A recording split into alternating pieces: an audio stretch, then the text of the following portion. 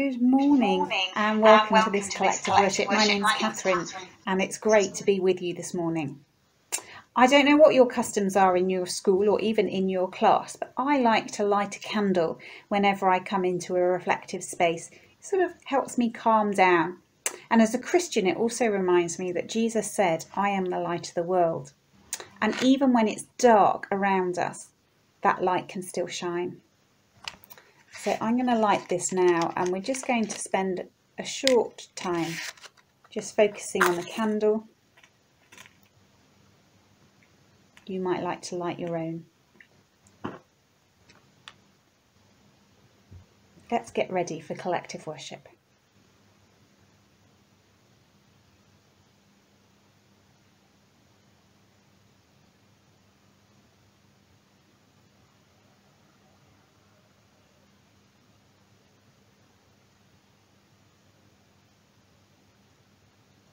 It might seem a bit funny lighting a candle when I've already got lights on in the house and the sunlight outside.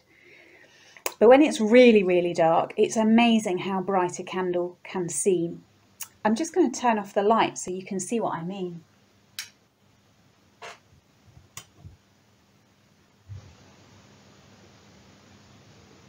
Amazing.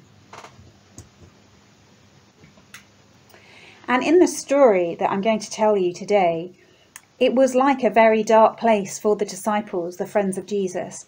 They were really, really scared. But Jesus did something amazing, just with a few simple words. Enjoy this story.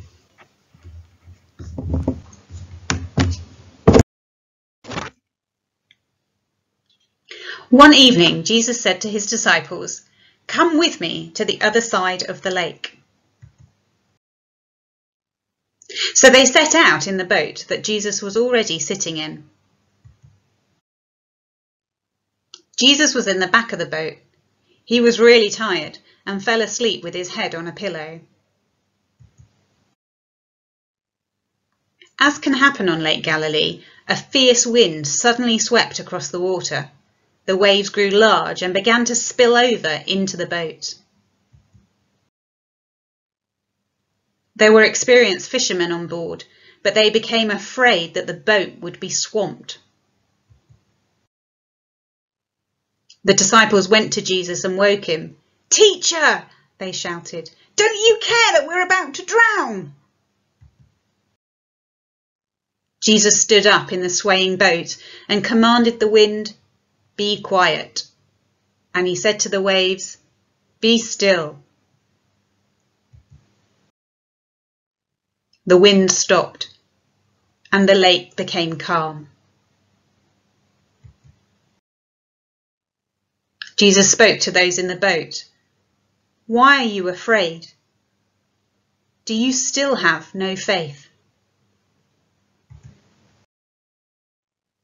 Jesus' disciples were very afraid and asked each other, "Who is this man? Even the wind and the waves obey him."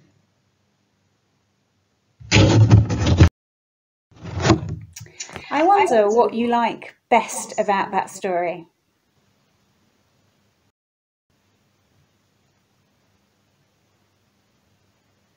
I wonder what you think is the most important part of that story.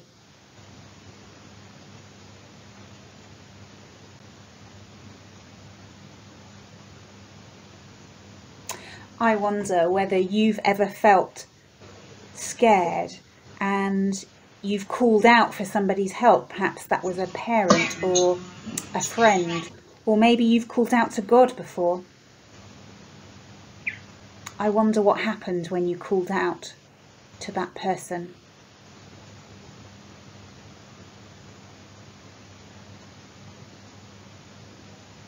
Well, I want to have a go at imagining that we are in that boat with the disciples. So I'd really encourage you to close your eyes, because it often helps my imagination to close my eyes.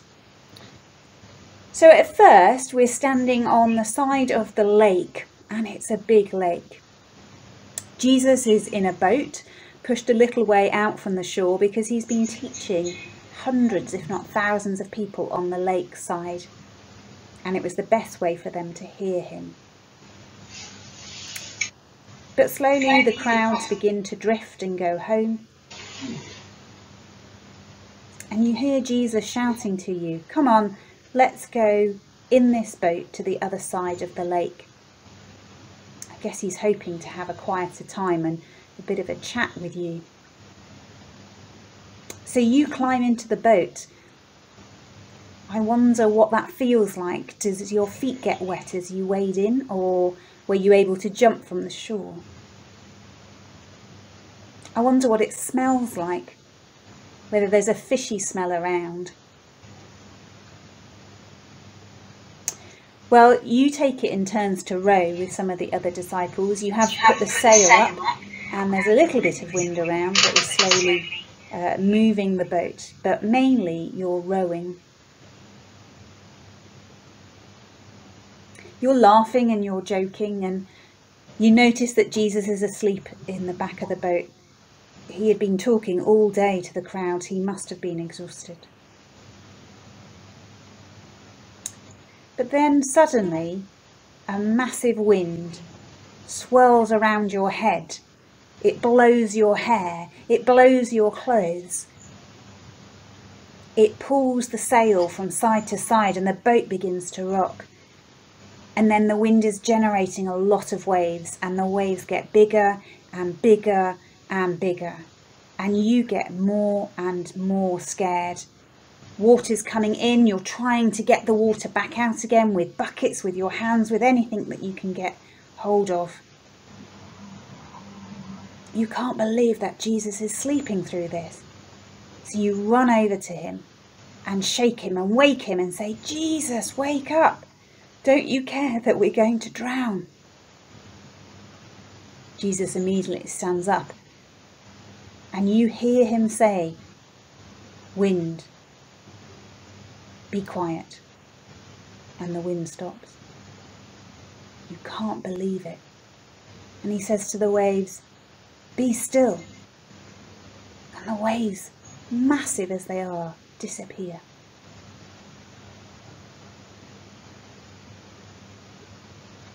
You look at Jesus, this amazing man that you have spent time following, but you had no idea he had the power to stop the wind and the waves.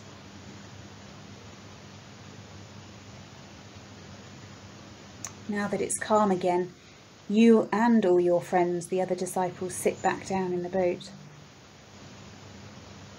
And each person in turn gets to ask Jesus a question. I wonder what you would like to ask Jesus.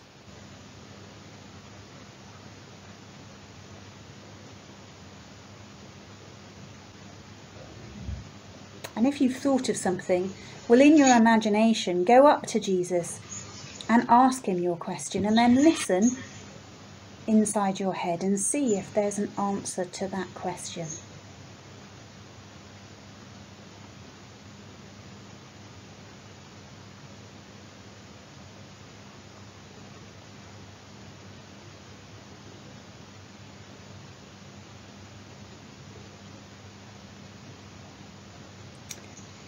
Well, that's the end of our meditation, but before you open your eyes, perhaps just wiggle your fingers or wriggle your toes and remember that you're actually not in a boat with Jesus on the Lake Galilee, but you're actually in school in a collective worship.